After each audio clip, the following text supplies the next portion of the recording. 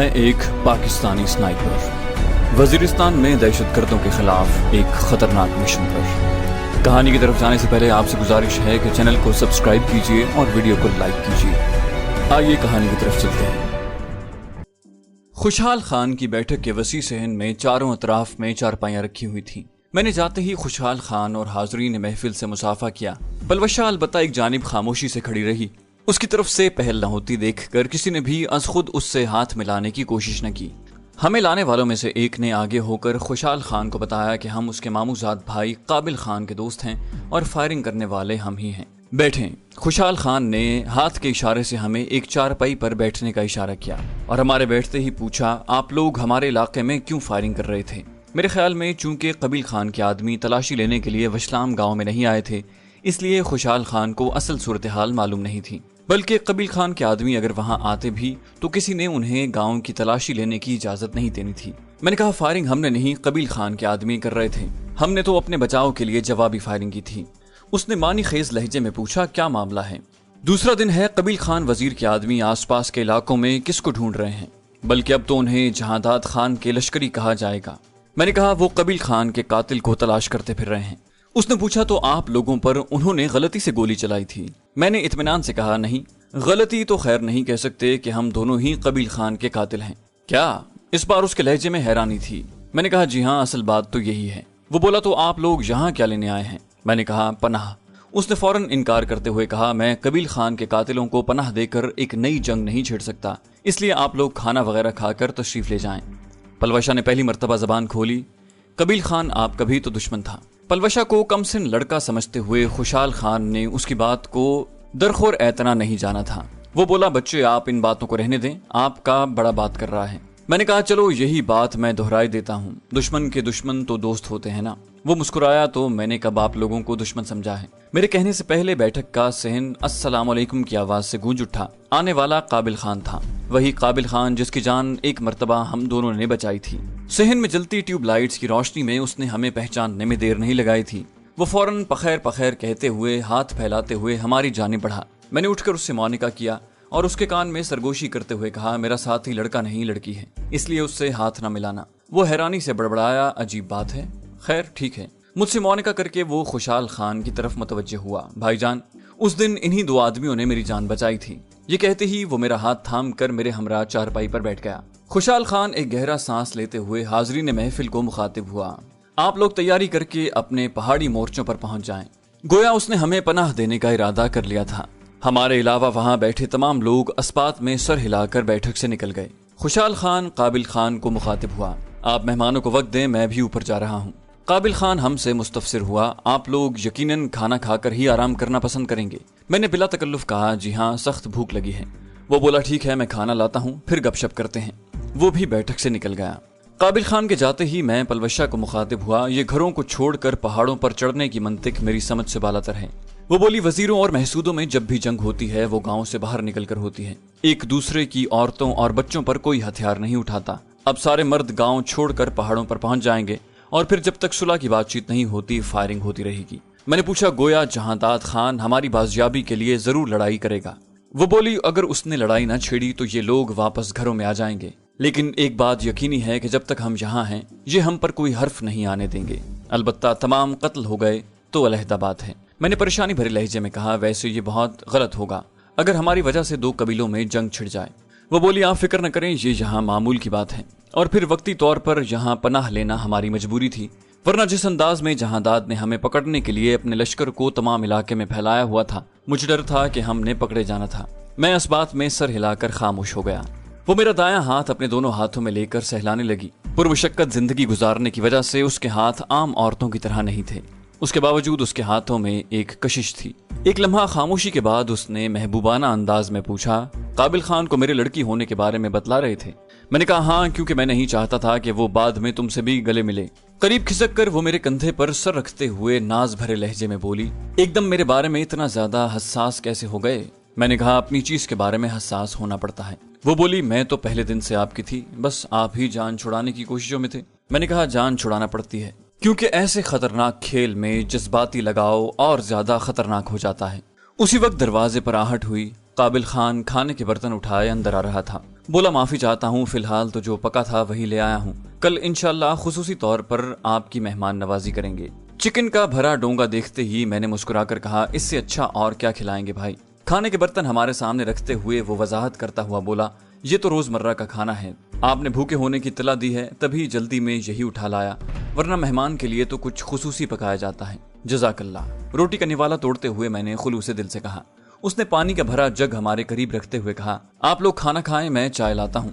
चूंकि मैंने उसे पलवशा के लड़की होने के बारे में बता दिया था, इसी वजह से वो वहां नहीं बैठना चाह रहा था। मैंने कहा, लेकिन चाय दूध वाली लाना। ठीक है कहते हुए वो बैठक से निकल गया और हम खाने पर टूट पड़े। हमारे खाने से फारिग होने तक वो चाय ले आया था। हम बमुश्किल ही चाय पी सके थे कि सरदार खुशहाल खान दो दराज कामत मुहाफिजों के साथ बैठक में दाखिल हुआ। काबिल खान, अपने मेहमानों को अंदर कमरे में ले जाओ, जहादात खान चंद मिनट तक खुद यहाँ पहुँचने वाला है। जी भाई, काबिल खान सादतमंदी से बोला, जबकि मैं और पलवशा अपना सामान उठाकर खुद ब खुद कमरे की जानिब बढ़ गए। काबिल खान ने जबरदस्ती हमारे हाथों से सामान थामा और आगे बढ़कर कमरे का दरवाजा खोल दिया। आप यहाँ बैठें और खुद अपने कानों से दोनों सरदारों की बातचीत सुन लें। मैंने कहा, काबिल खान, कोई ऐसा तरीका नहीं हो सकता कि आप हमें हिफाजत से कहीं और मुंतकिल कर दें ताकि दोनों कबीलों के दरमियान खामखा होने वाला झगड़ा रोका जा सके। काबिल खान ने खफगी भरे लहजे में जवाब दिया, दोबारा ऐसा न कहना भाई। अगर दोनों कबीलों के दरमियान झगड़ा छिड़ा भी तो उसकी वजह जहादात खान होगा। इतना तो उसे मालूम होना चाहिए कि कबायली अपने मेहमानों की हिफाजत करना जानते हैं। मैंने कहा, मेरा ये मतलब नहीं था। काबिल खान नरमी से मुस्कुराता हुआ बाहर निकल गया। आप हर किस्म के मतलब को रहने दें भाई। थोड़ी देर बाद ही जहादात खान अपने मुहाफिजों की मैयत में वहां पहुंच गया। वो एक दराज कामत शख्स था। लंबी घुंघरियाली जुल्फें और घनी मूछों ने उसके चेहरे को काफी रोबदार बना दिया था। उसके मुहाफिज भी उसी की तरह दराज कामत और मजबूत जुस्से वाले थे। उसके सर पर रखी हुई सफेद कराकली टोपी और काली स्याह वास्कट उसकी वजाहत में इजाफा करती थी। वो आमने सामने चारपाइयों पर बैठ गए। गुफ्तगू की इब्तिदा जहादात खान ने ही की थी। कदोकामत की तरह उसकी आवाज भी काफी भारी और पुर्रोब थी। उसने कहा, सरदार खुशहाल खान, हमारे दो मुजरिम वशलाम गांव में छुपे हुए हैं और हम उन्हीं को पकड़ने के लिए आए हैं। यकीनन आप इस ज़िम्न में हमारे साथ तावन करेंगे। खुशहाल खान ने कहा, सरदार जहादात खान, जब एक कबायली सरदार किसी को पनाह दिया करता है तो वो ये नहीं देखता कि पनाह गुज़ीर मुजरिम है या बेगुनाह। वो बस अपने पास मदद की दरखास्त लेकर आने वाले शख्स की मदद करता है। और जहाँ तक ताल्लुक है इन अफराद का जो अभी थोड़ी देर पहले यहाँ पहुंचे हैं, तो वो पनाह गुज़ीर नहीं बल्कि मेरे मोहसिन हैं और मोहसिनों की हिफाजत की जाती है, उन्हें कत्ल नहीं करवाया जाता। जहादात खान बोला, वो दोनों मेरे भाई कबील खान के कातिल हैं और दोनों कबाइल के दरमियान होने वाला अमन मुआहिदा इस बात का मुतकाजी है कि आप हमारे मुजरिमों को पनाह न दें। ऐसी बातों से मुआहिदे टूट जाया करते हैं और मैं नहीं चाहता कि ऐसी छोटी सी बात पर हमारा मुआहिदा बाकी न रहे। जहादात खान के लहजे में एक बड़े कबीले के सरदार होने का जोम था। उसकी बातों के पसे पर्दा वाज़े धमकी शामिल थी कि अगर खुशहाल खान उसके दुश्मनों को उसके हवाले नहीं करेगा तो वो वशलाम पर हमला कर देगा। खुशहाल खान ठहरे हुए लहजे में बोला, क्या अमन मुआहिदे में कोई ऐसी शिक शामिल थी कि किसी भी आदमी को पनाह देने के लिए हम दूसरे कबीले की मर्जी के मोहताज होंगे? या इससे पहले अलाम खेल का सरदार किसी को पनाह देने से पहले मुझे मुत्तला किया करता था? जहादात खान बोला, बात किसी की नहीं, लाला कबील खान के कातिल को पनाह देने की हो रही है और यकीनन अगर हम वशलाम के सरदार के कातिल को पनाह देते तो आपने भी हमसे यही मुतालबा करना था। खुशहाल खान ने कहा, तो क्या आप हमारे मुतालबे पर अपने पास पनाह गुज़ीन किसी शख्स को हमारे हवाले कर देते? उसके लहजे में तंज की बू साफ महसूस हो रही थी। जहादात ने बेपरवाही से कहा, कभी ऐसा मौका आया तब देखा जाएगा। खुशहाल खान ने कहा, जहादात, आप अलाम खेल के नए सरदार बने हैं, कम से कम कबील खान के किए गए फैसलों को न भूलें। ज्यादा अरसा नहीं गुजरा, 1.5 साल पहले ही सरदार कबील खान हमारे एक दुश्मन को पनाह दे चुका है, बल्कि वो शख्स आज भी आपका लश्करी है। जहादात ने कहा, ठीक है, मैं वो आदमी आपके हवाले करने को तैयार हूँ, आप हमारे दुश्मन हमारे हवाले कर दें। खुशहाल खान ने कहा, यकीनन आपका फैसला एक कबायली सरदार की शान के खिलाफ है। हमने अपने दुश्मन का मुतालबा इसीलिए कबील खान से नहीं किया था कि वो किसी भी सूरत हमारे दुश्मन को ना लौटाता। और याद रखना जहादात खान, कबायली सरदार जब किसी को पनाह देता है तो हर सूद ज़िया को पसे पुश्त डाल कर देता है। हम अपने दुश्मन की ताक में हैं, जब भी वो अलाम खेल की हुदूद से बाहर हमें टकराया बच नहीं पाएगा। और यही मशवरा मैं आपको भी दूंगा कि आपके भाई के कातिल जब वशलाम की हुदूद से निकल जाएं तब आप उनके साथ जो सलूक करना चाहें हम दखल अंदाज नहीं होंगे। जहादात ने तस्दीक चाहने के अंदाज में कहा, इसका मतलब है आप इनकार कर रहे हैं। खुशहाल खान ने कहा, सरदार जहादात, यकीनन आपका ये सवाल एक कबायली सरदार की शान से दूर है। जहां दाद ने बिगड़े हुए लहजे में कहा, खुशहाल खान, मैं यहाँ कबायली सरदार की खुसूसियात पर सबक पढ़ने नहीं आया, मुझे हाँ या ना में जवाब दें। खुशहाल खान ने उसके गुस्से की जरा भर परवाह न की। मैं जवाब दे चुका हूँ। जहां दाद ने गुस्से भरी निगाह खुशहाल खान पर डाली और खड़ा हो गया। उसने अपने सामने पड़े कहवे की प्याली और खुश्क मेवाजात की ट्रे को हाथ तक न लगाया था। चंद लम्हे उसे घूरने के बाद वो गजबनाक लहजे में बोला, खुशहाल खान, याद रखना इस सब के जिम्मेदार तुम होगे। खुशहाल खान ने सुलझे हुए लहजे में जवाब दिया, जहां दाद खान, हर आदमी अपने फेल का जवाब दे खुद ही होता है। मैं सिर्फ कबायली रिवायात का पास रख रहा हूँ और अल्हम्दुलिल्लाह मैं इस बारे में किसी भी सालिस का फैसला मानने को तैयार हूँ। अलबत्ता आपकी तरफ से किसी भी किस्म की कार्रवाई का रद्द अमल जाहिर करना हमारा बुनियादी हक है और इसकी जिम्मेदारी यकीनन आप पर होगी, ना कि हम पर। जहां दाद खान ने मजीद कोई बात किए बगैर बैरूनी दरवाजे की जानिब कदम बढ़ा दिए। उसने खुशहाल खान से अलविदाई मुसाफा करने की जरूरत महसूस न की थी। मैंने पलवशा से पूछा, अब ये यकीनन वशलाम पर हमला करेगा। जहां दाद खान के बैठक से निकलते ही हम दोनों पीछे हटकर चारपाई पर बैठ गए थे। थोड़ी देर बाद काबिल खान अंदर दाखिल हुआ। आप लोगों ने यकीनन अलाम खेल के नए सरदार की घटिया बातें सुन ली होंगी। मैंने इस बात में सर हिलाया, जी। पलवशा अलबत्ता खामोश बैठी रही। काबिल खान बोला, आप लोग अब आराम करें, इंशाल्लाह सुबह मुलाकात होगी। ये अल्फाज उसके होंठों पर थे कि क्लैशनकोफ की तड़तड़ाहट सुनाई दी। किसी ने ट्रिगर को मुकम्मल दबाया हुआ था और उस वक्त तक दबाए रखा जब तक कि मैगजीन खाली नहीं हो गई। मैंने सवालिया नजरों से काबिल खान की जानिब देखा। वो चेहरे पर धीमी मुस्कुराहट सजाते हुए बोला, ये जहां दाद खान की तरफ से ऐलान जंग था। मैंने पूछा, यानी वो अब गांव पर हमला करेगा? वो बोला, नहीं, हमारे यहाँ मुकाबला सिर्फ मर्दों के दरमियान होता है। अब उसके बाद वो वशलाम गांव के किसी भी मर्द को गोली का निशाना बना सकते हैं। इसी तरह हम भी जहां दाद के किसी लश्करी को निशाना बना सकते हैं। अलबत्ता ना तो वो वशलाम गांव की हुदूद में दाखिल होंगे और ना हम अलाम खेल में दाखिल होंगे। इस लड़ाई में औरतें, बच्चे और बूढ़े मर्दों को कुछ नहीं कहा जाता। मैंने कहा, वैसे ये उसूल तो काबिल तारीफ है। शायद कहकर वो जाने के इरादे से मुड़ा। मैंने जल्दी से कहा, मेरा ख्याल है कि मैं भी आपके साथ चलता हूँ। वो बोला, नहीं, इस वक्त आपकी कोई जरूरत नहीं। फिलहाल तो गांव के ज्यादातर मर्द पहाड़ों पर पहुंचकर मोर्चे बनाने में लगे हुए हैं। कुछ पुराने मोर्चों की मुरम्मत करेंगे। असल लड़ाई सुबह की रोशनी के बाद ही शुरू होगी। अंधेरे में तो बस एमुनिशन जाया करने वाली बात होती है। मैंने पूछा, आप किस वक्त जाएंगे? वो बोला, मैं आप लोगों को नाश्ता करवा कर उधर का रुख करूंगा। मैंने कहा, फिर ठीक है। मैं उसके साथ मुत्तफिक हो गया था क्योंकि एक रात की नींद लेकर हम ताज़ा दम हो सकते थे। वो अस्सलाम वालेकुम कहता हुआ रुखसत हो गया। दरवाजा अंदर से कुंडी करते हुए हमने 2 चारपाइयों पर कब्जा जमा लिया। सारे दिन की भाग दौड़ के बाद जिस्म आराम का तकाजा कर रहा था। एक अच्छी नींद लेकर मैं अगले दिन की लड़ाई के लिए खुद को अच्छी तरह तैयार कर सकता था। मेरा इरादा पलवशा को वहीं छोड़कर लड़ाई में हिस्सा लेने का था। मैं नहीं चाहता था कि उसे कोई अदना सी भी तकलीफ पहुंचे। हालांकि ये बात मैं अच्छी तरह जानता था कि उसके अंदर हिम्मत और हौसला कूट कूट कर भरा हुआ है। वो एक तरबियत याफ्ता कमांडो से कम सलाहियतें नहीं रखती। इसके बावजूद मैं उसे लड़ाई में झोंकने पर खुद को तैयार नहीं कर पा रहा था।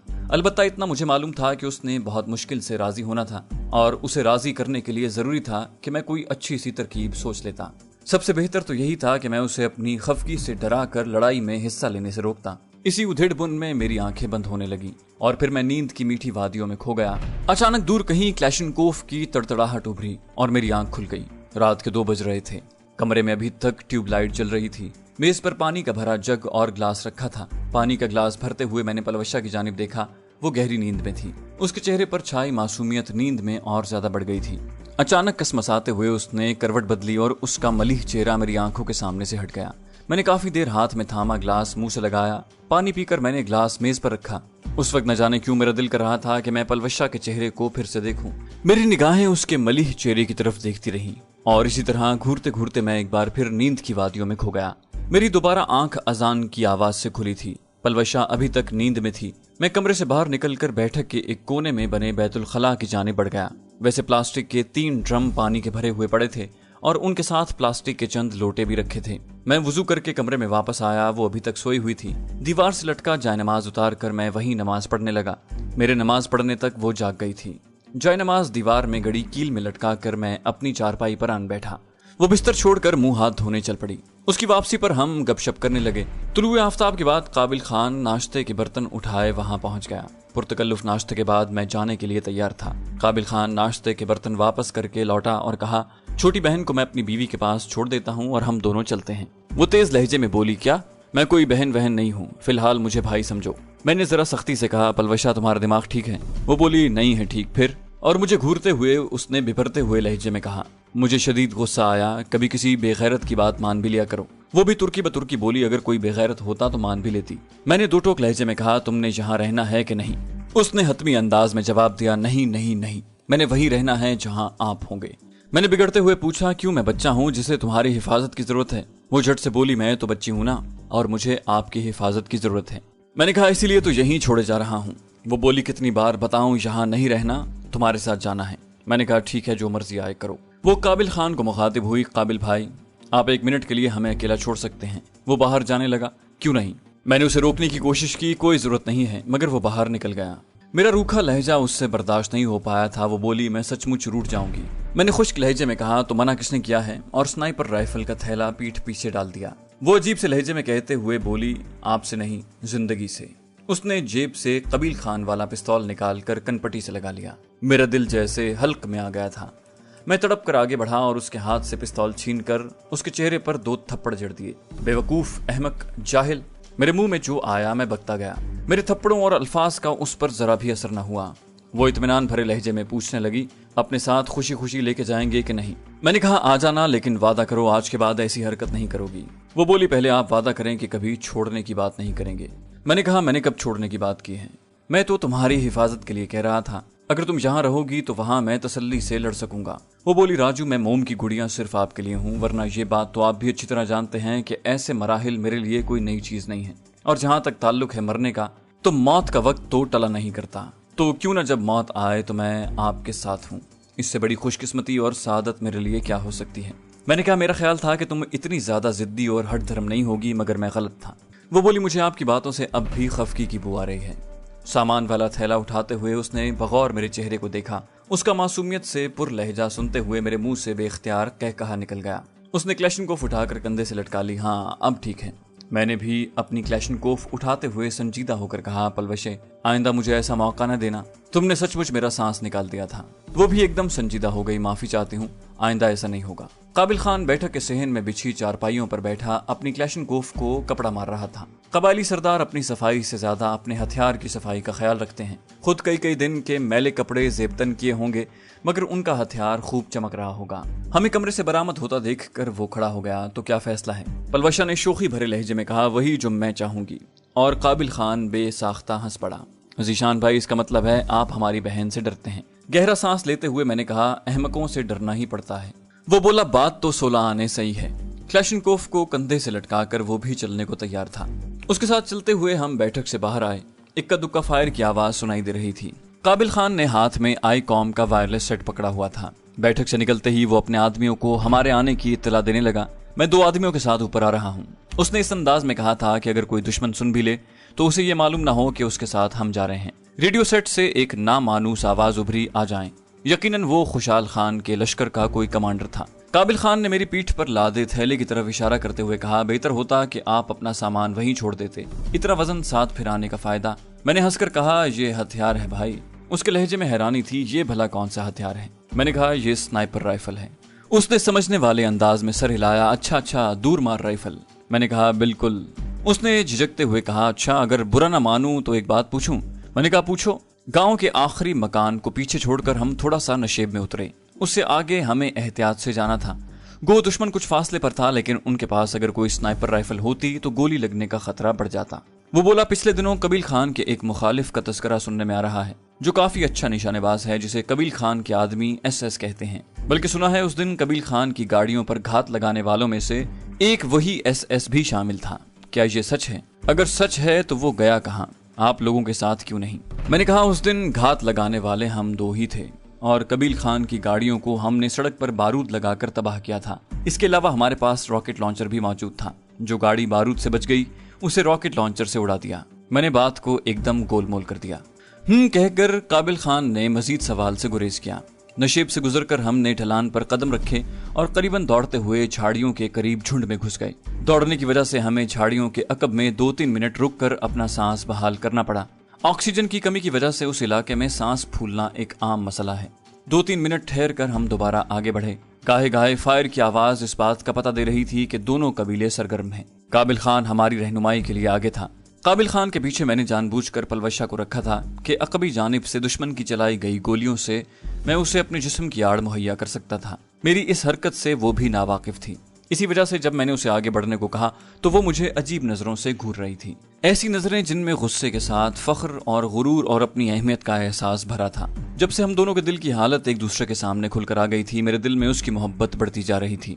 इतनी ज्यादा मोहब्बत तो मैंने कभी किसी के साथ नहीं की थी। इससे पहले रात को लेटते वक्त या तन्हाई में माहीन की बेवफाई का गम मुझे बेचैन करता था। कभी कभी रोमाना की याद आती, जेनिफर भी किसी न किसी सूरत ख्यालों में आ धमकती। लेकिन जूं ही पलवशा के साथ इकरार की मंजिलें तय हुई, वो तीनों लड़कियां मेरे ख्यालों से ऐसी दूर हुई कि अब हर जानिब फकत पलवशा ही का वजूद छाया था। यूं लगता था जैसे पलवशा को मैं सदियों से जानता हूं और उससे पहले मेरी जिंदगी में आने वाली लड़कियां सिर्फ संगे मील की हैसियत रखती थीं। मेरी असल मंजिल तो पलवशा ही थी। दरख्तों और पत्थर की आड़ लेकर हम ऊपर पहुंचे, जहां दाद खान के लश्कर ने उस इलाके को चारों तरफ से घेरा हुआ था। सबसे करीब वो शुमाल की जानिब वाली पहाड़ी पर थे। जुनूबी और मगरबी पहाड़ियां जहां उन्होंने मोर्चे संभाले हुए थे, वो जगह बहरहाल इतने फासले पर थी कि वहां से हमें गोली का निशाना नहीं बनाया जा सकता था। शुमाली जानिब से वो काफी करीब थे और मशरकी जानिब भी उनके बंदे किसी स्नाइपर राइफल से हमें निशाना बना सकते थे। जहादात की हिकमत अमली यही थी कि चारों तरफ खुशहाल खान पर दबाव बढ़ाकर उसे हथियार डालने पर मजबूर करे, या कम से कम खुशहाल खान हमें जहादात के हवाले करने पर मजबूर हो जाए। उसके साथ ही उसने गोया हमारे फरार की राहें भी मसदूद कर दी थी। ऊपर जाकर हमें पता चला कि वशलाम के एक आदमी को बाजू पर गोली लगी है। जख्मी को वो अभी नीचे ला रहे थे। मेरे दिल में पछतावे की हल्की सी लहर उठी। हमारे हिस्से की गोली उस गरीब को लग गई थी, बल्कि खुशहाल खान के जिस आदमी को भी गोली लगती वो हमारे हिस्से की ही गोली होती। हम दोनों काबिल खान की मैयत में एक मोर्चे के अंदर आकर बैठ गए। पुश्त पर लदे थैले उतारकर हमने क्लैशनकोफे हाथ में थाम ली थी। ज्यादातर मोर्चे पत्थरों को तरतीब से रखकर बनाए गए थे। मोर्चों की शुमाली और शर्की जानिब पत्थरों की आड़ बनाई गई थी, क्योंकि इन्हीं अतराफ से दुश्मन की गोली वहां तक पहुंच सकती थी। चंद आदमी जुनूबी और गरबी जानिब निगरान थे कि उस जानिब से जहादात खान के आदमियों के आगे बढ़ने की सूरत में वो अपने साथियों को बरवक्त मुत्तला कर सकते थे। अलबत्ता वहां तक गोली इतनी आसानी से नहीं पहुंच सकती थी कि दोनों पहाड़ियों के दरमियान फासला ज्यादा बन रहा था। काबिल खान हमें वहां बिठाकर अपने और दुश्मनों की जगहों के बारे में तफसील से बताने लगा। चंद मिनट तक हमें इलाके से वाकफियत दिलाने के बाद वो हमें मोहतात रहने की ताकीद करके खुशहाल खान के मोर्चे की जानिब बढ़ गया। वो खुशहाल खान का दस्तराज था और यकीनन खुशहाल को उसके मशवरों की जरूरत थी। मैंने उसके साथ खुशहाल खान के पास जाने की जरूरत महसूस नहीं की थी। एक तो उसने मुझे साथ चलने की दावत नहीं दी, दूसरा मुझे भी खामखा बड़ा बनने का शौक नहीं था, और सबसे बढ़कर मैं कबाइलियों के तरीके जंग से कोई वाकफियत नहीं रखता था। पलवशा ने कहा, देखो अकेले बैठकर कोफ्त ज़्यादा होते रहते, अब इतना हसीन साथी पास मौजूद है, उसको देखकर दिल बहलाते रहो। काबिल खान के थोड़ा दूर जाते ही पलवशा ने शरारत भरे लहजे में कहा, अजीब लड़की थी, बरमला अपनी तारीफों पर शुरू हो जाती। अपनी खूबसूरती और हुस्न पर हर लड़की को फख्र होता है, लेकिन ज्यादातर लड़कियां ऐसी होती हैं जो चाहती हैं कि उनका चाहने वाला उनकी तारीफ करे। बसाते खुद वो अपने को झूठ मूठ आम सी शक्ल सूरत की लड़की कहकर चाहती हैं कि उनका महबूब उन्हें झुटलाते हुए उनकी तारीफ में रत्तबुल लिसान हो जाए, जबकि जहां ऐसी कोई बात नहीं थी।